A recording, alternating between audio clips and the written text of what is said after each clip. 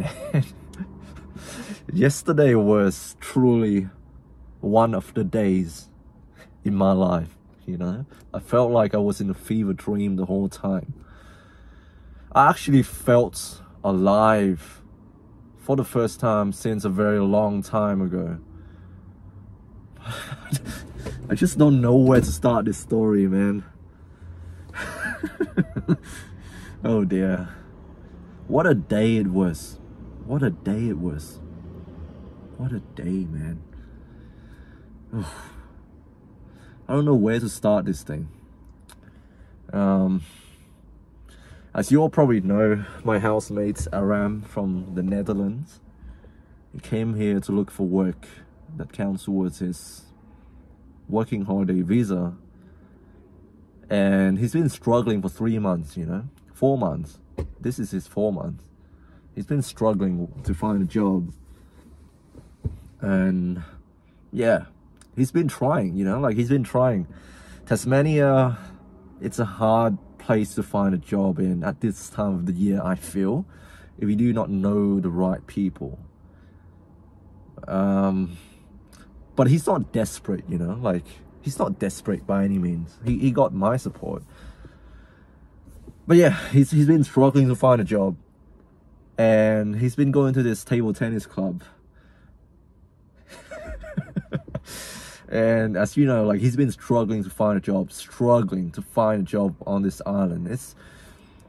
If you don't know anything about Tasmania, it's a highly inclusive place to find a job. Like nepotism is really high here. Like you got to know the right people in order to find a job. So Aram, he was struggling to find a job, and he's been going to this table tennis thing, and he's been playing table tennis with this kid. And one day this kid's father came up to Aram and started chatting to him, and being the extrovert that Aram is, he was chatting away and he was telling the guy his struggle, how he couldn't find a job. And the guy immediately hired Aram on the spot, just like that, you know. And I remember Aram coming home and telling me about this guy, and he had this confused look on his face. And I saw Aram and I was like, how confusing could this guy be, you know? Like it's common here. It's common here for you to run into people and you get a job that way, because this place, you know, Tasmania, I feel like the only way in which you can get a job as an outsider is to know someone through something, and then they refer you to the boss man, or they give you a job directly. It's a very weird place. Some of you who live and work in small country towns, you would relate to this, you know. So this guy, apparently he offered Aram a job as a truck driver or whatever, $35 per hour, which is really good. Aram, he doesn't have an Australian license, but he knows how to drive. He needs a little bit of brushing up on his driving on the right hand side, whatever, but he knows how to drive. But he was really hesitant about accepting this job for some reason, and I couldn't figure out why. He went home, he told me about this guy who offered him a job, and then the very next day Aram went to work for this dude, and it turns out to be a tire recycling company.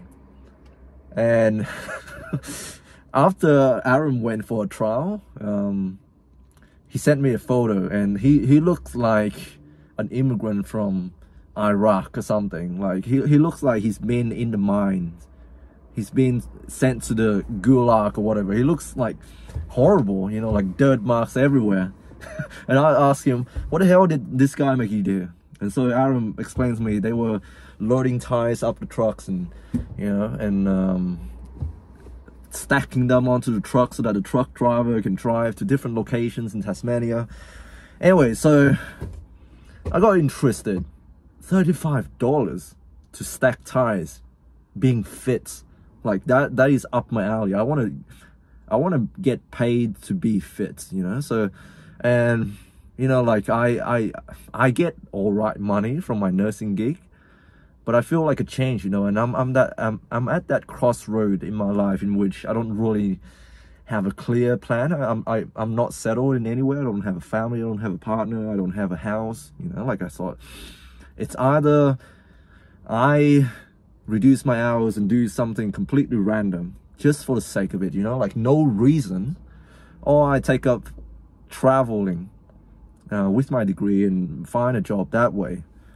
So I thought, maybe this is the first step. So the very next day I told Aram, hey, how about this? How about I join you? You know, for some reason, Aram's concerns completely went over my head, and I didn't think much about this guy. Aram told me apparently this guy looks like a mob leader, some guy who belongs to the mafia. And guess what his name is? Guess what the guy's name is? That's right, Anthony. But people call him Tony. Maybe I shouldn't say his name. Maybe he's a controversial figure. Who knows? But Antonio, you know, like he's definitely Italian. So yeah, I rocked up to the place with Aram the very next morning, and then we started stacking tires. Already it was a little bit sketchy. Like it's very dodgy. I don't know how. It's very hard to read the dude. I don't know what it is about him. I feel like he's a nice dude, but it's very hard to read the guy. So we started stacking tires, and no, we were taking tires off the truck so that we could drive the truck to some place to get some furniture. Already it was sketchy. Like I don't know what's going on, but like he saw me, and he said he said, okay, you can work for me today. And then I got into the truck, and there was another guy working for Tony, and the truck is meant to be a 3-seated truck, you know, like it's not even a truck, it's like a big car, but it has 3-seated. And there were already 3 people there. So Aram, the guy, and then another dude. So I was the extra one. So Tony just said to me, how about you jump into the back behind these chairs? If anything happens, it's on me. If I get caught, if we get fined, it's on me. Already red flags started popping up in my head. This guy is willing to bend the rules a little bit, but it's my fault. I agree to it. Fucking hell, dude. Already it's starting off great. So we drove to this place to get some furnitures, and man, the dude, he's so freaking persuasive. It's crazy how persuasive this dude is. So we started talking, and he was talking the entire time. Like he wouldn't stop. Like he was talking the entire time, man. and on the truck he was offering me, without checking any documentation, without asking me any question, he said, how would you like working for me, driving truck, $35 per hour, $35 per hour. I don't know why I'm doing this Italian inflection thing, but anyways, he started offering me a job out of the blue, and stupidly enough, I agreed to it. For some reason, I felt really compelled to agree to this guy. He's so persuasive, he's so pushy.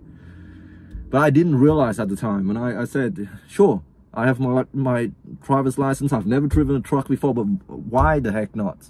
And Aram was on to the thing as well. Like he also agreed to work as well, even though he can't really drive. So the day went by, and it's so many details that I'm not gonna cover in this entire video. But yeah, so we worked, and man, Tony, it's like it's his way or the highway, you know, like he's so, I feel like he's a nice man, he's a nice dude, but it's so hard to read the dude. I don't know if he's genuine or not, I don't know the guy. And the story unfolded, and you know, man. There's so many details that I can't really share because it's, you know, like sensitive information. But let's just say that the dude lives in a crisis center with other people who have drugs and alcohol problem, and he's a manager. He's out here hiring random people to do his recycling ties business. Fuck, you know. And he on the way to the job site, to the place where we like remove the furniture, put into the van, he was telling us, so I hired these 2 Papua New Guinea guys the other day, and they are about to start work tomorrow driving this truck, you know, like at 5 a.m. we gotta deliver some ties to this city down south, but they couldn't produce some legal documents that say they can drive. They have no visa, they have nothing. So I don't know, I'm gonna give the guy a chance until tomorrow, and if he doesn't show me the documents, then you're on, Bob. You are on, Aram. You guys are gonna be driving tomorrow. We need a jockey, we need a guy helping out the driver, carrying the ties, putting the ties at the back, and you know, all of that shenanigans. And man, you know, like, red flags keep popping up in my head. What is this guy doing? Is he desperate? Why is he hiring all of these random ass people? Aaron told me as well the other day when he was stacking ties, he started off strong. They started off working for 2 hours, and then 2 hours later, Tones came back with 2 random black dudes. and you already know it's shady. Like, it's, you know, like it's black job, you know, like it's, you know, like, you know what I mean. Only people who are in desperate situations do that because they need the cash, you know. Like, so many red flags started popping up in my head. And anyways, fast forward to when we finished work, Tones was asking us, so can you guys work tomorrow? And I stupidly said yes. But then after going back home and chewing things through and talking to Aaron, we realized that this is not legal, man. This is, we don't know what we're getting ourselves into. We don't even know if the guy that is driving tomorrow, he can't even drive. Like, we don't even know where we are going. Can we trust this dude? It's so freaking hard to read the man. I don't know, he seems like a nice dude, he has a kid, but then, you know, you start seeing all of these red flags and whatnot. So after a while, we decided to not take the job offer tomorrow, you know, like yesterday. So we started texting him, but like, for some reason, both Aaron and I, we felt so uncomfortable, so anxious. Like, we don't even know the guy, if he's dangerous or not, if he's connected to the mafia or not. I don't know, it's so freaking hard to read the dude. But in the end, we decided it was best if we call him. So Aaron called the dude, and he was like, you know, with my back problem, with my health problem, I don't think I can do the tire thing. So Tones, obviously he was really annoyed. I could hear him screaming through the phone. and then he asked, and what about Bob? Can Bob drive? Because we really need a driver tomorrow. I gotta let the big boss know we gotta drive tomorrow. We couldn't find a driver, and the PNG guy that I hired, he couldn't produce the legal documents. He couldn't show me any legal document, any visa whatsoever. So I don't know if he can drive tomorrow. So I think I might sack him. And if Bob is still available, he can drive tomorrow. Can he do that for me? You know, like he was sort of like begging, negotiating with Aaron on the phone. And then Aaron was like, okay, I'll call you back. So Aaron hung up, and we were like face palming ourselves. We were so anxious. We were so scared of talking to this dude. But then somehow I gained the courage. I scooped my balls, and then I got Aaron to call the dude again. And then Aaron was like, okay, I'll hand the phone to Bob.